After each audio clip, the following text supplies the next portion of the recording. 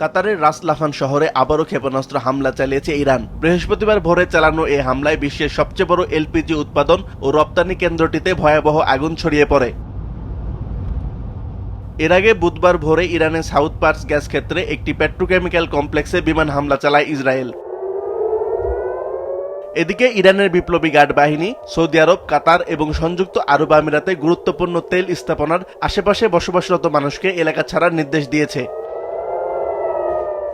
জবাবে সৌদি পররাষ্ট্র মন্ত্রণালয় জানিয়েছে, ইরানের ক্ষেপণাস্ত্র ও ড্রোন হামলার জবাবে সামরিক ব্যবস্থা নেওয়া হবে। দেশটির রাজধানীতে মধ্যপ্রাচ্যের দেশগুলির পররাষ্ট্র মন্ত্রীদের বৈঠক শেষে সৌদি পররাষ্ট্রমন্ত্রী জানান, প্রতিবেশীদের উপর চাপ সৃষ্টির চেষ্টার কঠোর জবাব দেওয়া হবে। Presenting Walton Crystal Series. Switch to premium. Switch to Crystal. অন্যদিকে মার্কিন প্রেসিডেন্ট ডোনাল্ড ট্রাম্প সামাজিক যোগাযোগ মাধ্যমে জানিয়েছেন, কাতারের এলপিজি স্থাপনায় আবারও হামলা হলে ইরানের সাউথ পার্স গ্যাস ক্ষেত্রেও ধ্বংস করে দেওয়া হতে পারে। কাতার সরকার ইরান দূতাবাসে সামরিক ও নিরাপত্তায় নিয়োজিত কর্মকর্তাদের অবাঞ্ছিত ঘোষণা করেছে। তাদের 24 ঘন্টার মধ্যে দেশ ছাড়ার নির্দেশ দেওয়া হয়েছে। মার্কিন সেন্ট্রাল কমান্ড জানিয়েছে, ইরানে চলমান সংঘাতে এখন পর্যন্ত ৭,৮০০-র বেশি লক্ষ্যবস্তুতে হামলা চালানো হয়েছে।